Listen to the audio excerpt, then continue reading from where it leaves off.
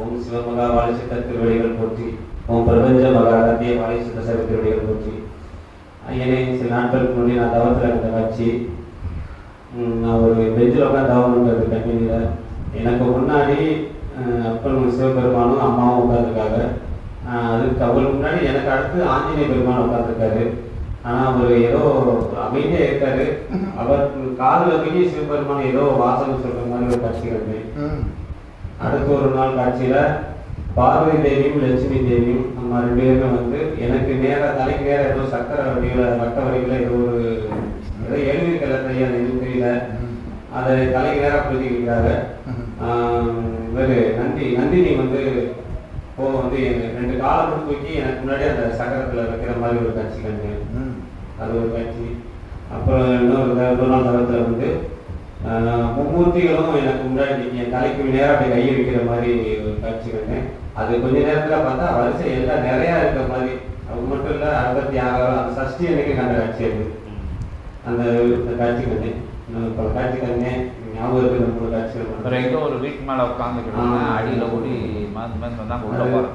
நான் தவத்தை முடிச்சிடுவோம் சொல்லிட்டு கை கூப்பி அகத்திய நாமத்தையும் வாழைச்சித்த நாமத்தையும் சபை நாமத்தையும் சொல்லிட்டு இருக்கும்போது நீங்கள் வந்து தவகுலத்தில் வந்து காட்சி கொடுத்தீங்க. அப்போதைக்கு வந்து இன்னும் தவத்தை தொடர்ந்து இருக்காங்கிற மாதிரி உணர்த்துறீங்க. சரி, மறுபடியும் தவத்தில் உட்காரும்போது நான் ஒரு வீட்டு கூடை மேலே உட்காந்துக்கிற மாதிரி இருக்கு. கீழே வந்து சிவபெருமான முதல்ல பிறை மட்டும் தெரியுது, உடம்ப பாய்ந்துட்டு பிறை மட்டும் தெரியுது. அப்புறம் முழுவதுமா நீங்கள் காட்சி கொடுக்குறீங்க. அதுக்கப்புறம் மறுபடியும் சிவனா வராங்க. ஒரு உடல் வந்து பாதியா வெட்டினா எப்படி இருக்கும், அந்த பாதியா வெட்டின உடலுக்கு வந்து துணி போட்டு மூடி நடந்து வர்ற மாதிரி ஒரு காட்சி நடந்து வர மாதிரி காட்சி. அதையெல்லாம் முடிச்சு அந்த வீட்டுக்கு நான் உட்காந்து வீட்டுக்கு நேரம் உள்ள தள்ளி விடுறாங்க. அது ஒரு காட்சி. தள்ளி விட்டு என்னையும் பாக்குறாங்க, மேல பாக்குறாங்க. அப்படி சிவபெருமான் என்னை மேல பாக்குறாரு. அப்படி நான் மேல உட்காந்துருக்கேன், என்னைய பாக்குறாரு. அப்படி ஒரு காட்சி. அதே மாதிரி இடுமன் ஒரு ஆசி சொன்னார். அன்னைக்கு கண்ட காட்சி என்னன்னா, அவர் ஆசிரியர் கேட்கறதுக்கு முன்னாடி, அதாவது நான் நினைச்சேன் அரக்கன்னு நினைச்சேன். ஒரு கம்மாக்கரை ஓரமா இருக்கு, நடந்து வர்றாரு. விஸ்வரூபம் பயங்கர உருவத்துக்கு நடந்து வர்றாரு. வரும்போது எல்லாரும் விழுந்து வணங்குறாங்க. நான் நினைக்கிறேன் அரக்கன் தான் வந்து வணங்குறாங்களே அப்படின்னு நினைக்கிறேன். அவர் வந்து நம்ம சிவபுரியில மேல இந்த இதுல வந்து கையை வச்சு நிக்கிறாரு.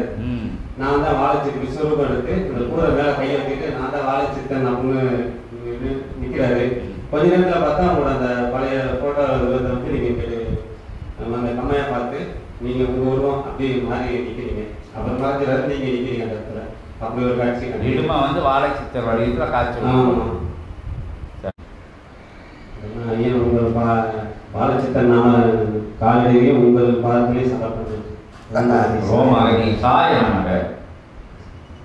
அகத்தியமே ஜெயம், ஆனந்தமே அகத்தியம். இவன் என்னப்பா கூறிக்கொண்டிருக்கின்றான் சீடர்களே? ஏதாவது புரிகிறதா பிரபஞ்சத்திற்கு? ஏதாவது தெரிகிறதா? எதையோ உணரிக் கொண்டிருக்கின்றார்கள். மேடையிலிருந்து இருவர் உணர்கின்றார்கள். அவருக்கு அருகாமையில் கீழிருந்து ஒருவன் உணரிக் கொண்டிருக்கின்றான். அவனை கண்டோம், இவனை கண்டோம்.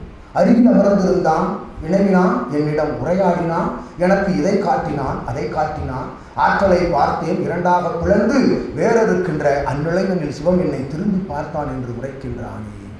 இவையெல்லாம் என்ன என்று அகத்தியன் வினவுகின்றோம். இவையெல்லாம் என்ன?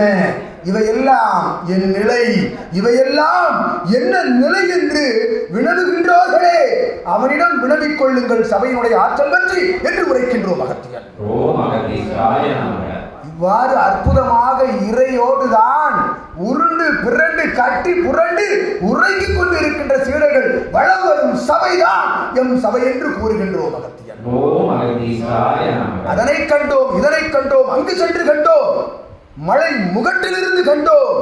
எதனை கண்டீர்கள்? வெறும் மேகங்களையும் மழை துளிகளையும் இயற்கை காட்சிகளையும் கண்டீர்கள். இறை காட்சிகளை பெற்றீர்களா? பெற வேண்டும் எனில் இவனோடு தவம் இருங்கள் என்று உரைக்கின்றோம். அவ்வாறு தவம் இருக்க இவன் என்ன செய்தான்? இக்காட்சி பெறுவதற்கு இவன் என்ன செய்தான்? என்ன சாதித்து விட்டான் இவன் பிறந்த காலத்தில் என்று உரைக்கின்றோம் அகத்தியன்.